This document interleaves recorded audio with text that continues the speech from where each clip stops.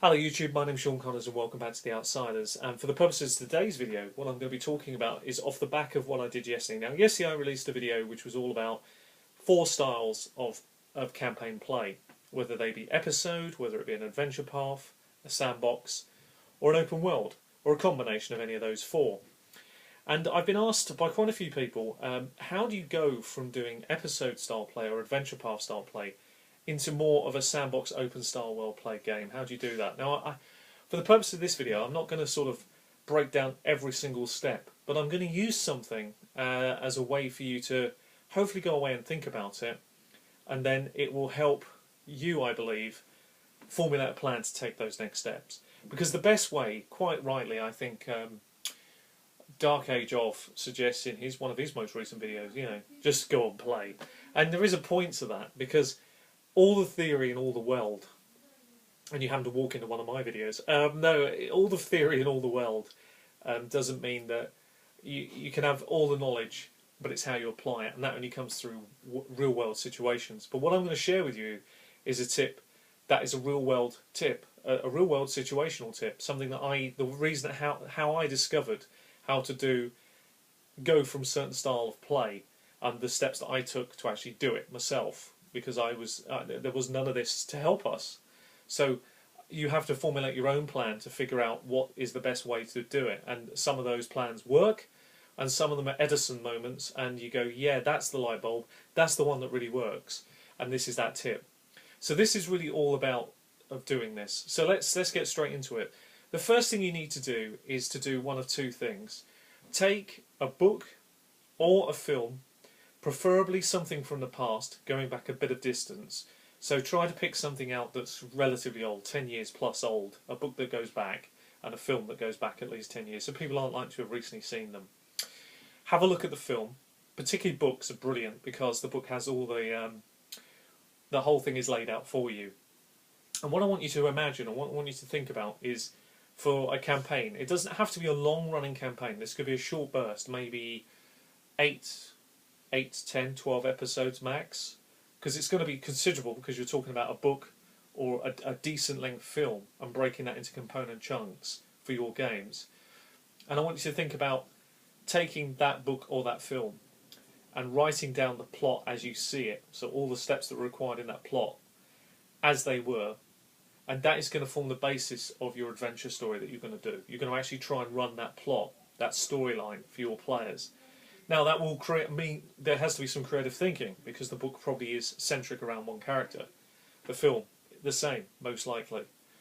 So you're going to have to get quite creative even at the beginning. So again, it's a thought process to get your mind switching on how you're going to get all the players involved in this, depending on the size of your group.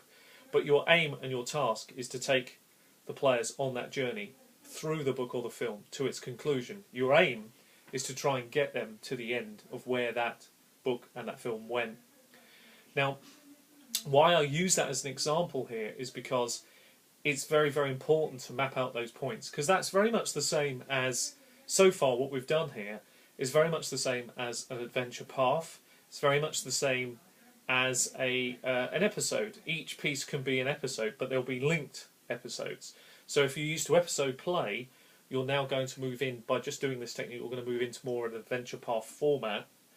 And if you're doing adventure paths, you're going to have to start getting very creative, because it's not going to just be as simple as here's all the stuff you need, because you're going to have to do a lot of work as well. You're going to have to be thinking, what characters do I need, what NPCs, what system am I going to use for my game for this shot, this idea. To give you some inspiration around the things I've used in the past and where this idea comes from, I haven't got it to hand, but I have got one of the 2 things to hand that I used. I read a book from Robert Ludlum called The Holcroft Covenant. If you've never read the book, I thoroughly recommend it. It's a brilliant piece of work. It's actually a forerunner for so many spy books, like the Bourne Identity films, Mission Impossible. It's a forerunner, but in a very much more subtle, much more. There's not sort of all this gadgetry. It's a much different approach. It's about an individual and how and why he gets into what he gets into, and it has nothing to do with spying or anything at the beginning of the book, and it doesn't even end that way. It's just clearly a brilliant piece of work that leads on to so much stuff. Anyway, I digress. But the bottom line is, the book made me think, well, I could try and run that for my group because I wanted to stretch the games. I decided what system I wanted to use for it, what would work best, something I could mould to fit the period. It's 1970s feel to the game. I thought Cthulhu, because it hasn't got the elements of Cthulhu, but if I just take the system and streamline it to the point that I need, then it's a workable system for that period of time. And if I take the words out Cthulhu, my players aren't going to immediately think they're going to be attacked by creatures, which they're not, because that's not what the book's all about. It's about people. It's about a situation that's developed. So that's what I did. So I put together a system, I added a few elements, so it got me thinking about the system and what the system does for the game and how useful that can be, because that's part of the process. I then had my storyline mapped out in my mind's eye and written down about the steps that were going to need to be taken. I'd already worked out that how I was going to try and bring the characters together using the Holcroft Covenant and how that would work. And then, of course, you take that leap of faith as a GM, because now you're putting out something in front of the players and you do not know at all what's going to happen. And it's the leap of faith. And as GMs, that's one of the greatest things you can do. When he says, just go and play, the reality is this is that moment. So you have to then, you put it all together and you have to step off the edge and you see what happens. Now, the beautiful thing is, at the beginning of most stories, beginning is not a problem, because naturally it will gravitate the characters into the situation. So there's never really a problem getting the players into the beginning. Once the beginning happens, things will not go according to plan. Things will not work the way that you wanted. So your game is going to quickly go from adventure path, which are very structured with a few breadcrumbs, into a storyline that isn't so structured, because it's got clear tangents the character went in. The character made connections. The players won't see those connections. Although you think that's what they're going to do, they probably won't. So then the beautiful thing here is you're completely stretched as a GM. You have to be thinking outside the lateral box. So you're moving into the sandbox approach of play, because you've got to actually say to yourself, okay, they've gone over here. And you've got to account for that. And then you have to think about all the NPCs, the enemy, the bad guys, what's going on behind the scenes, how would they react, what would they do? Would they try and stop them boarding that plane? If they don't try and stop them board the plane, would they come after them? If they're going over to that location in Brazil, for example, they've got their reasons for going. Does something happen when they get there? So you've got to bring it back into the feel of the game.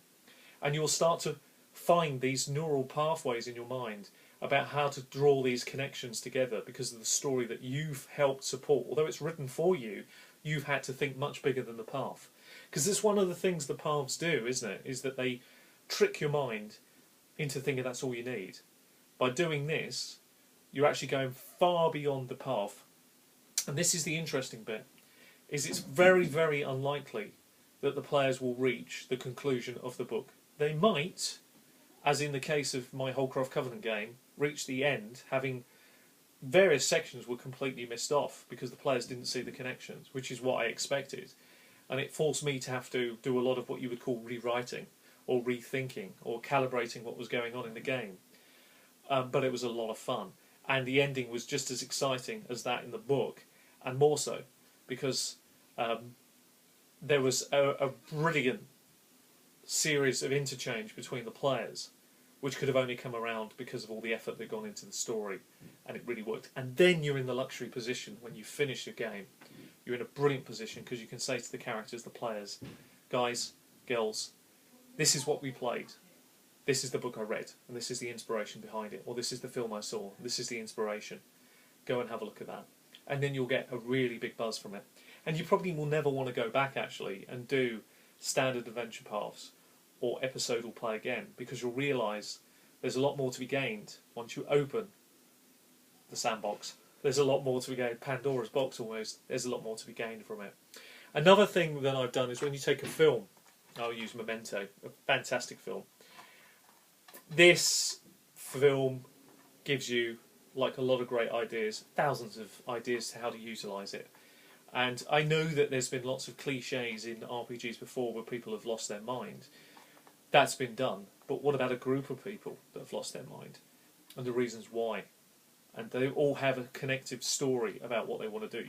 You could do that through a film like this. So really, the sky is the limit to where you go with this, and what you eventually end up with once you've attempted this once and a couple of times, is you have a fantastic platform, the skills, if you like, to actually go beyond the sandbox, beyond that, and actually say, no, I've got a beginning, let's just see where it goes, and then you're armed with all the stuff you need. Anyway, I've been Sean Connors, this has been Outsiders, talking about beyond the paths, beyond the episodes, how to get there. Some of the links you'll have to make yourself, and as Dark Age of says, go and play. Take care of yourselves, happy gaming, bye bye.